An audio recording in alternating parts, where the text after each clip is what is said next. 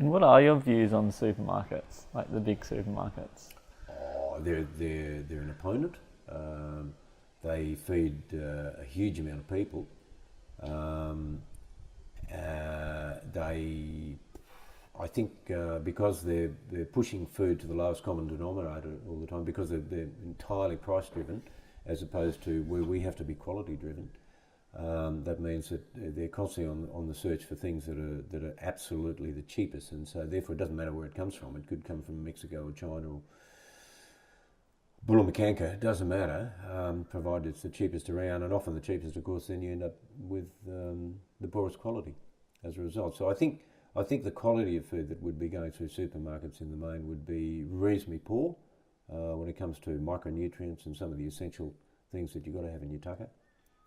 Um, and I think also, well, I mean, this may be just an Australian thing, but the fact that there's really only a couple of major supermarkets nowadays means that, from the point of view of farmers that are selling to them, they don't hold too many cards in the game at all. They don't really have any sort of a bargaining position to be in. Um, so it's probably suppressing prices to conventional farmers even more, I would say. I think probably another thing that's about supermarkets is because there's a couple of generations of people now have grown up with the knowledge that that's where food comes from. So it creates a disconnect between people who eat food and people who grow food.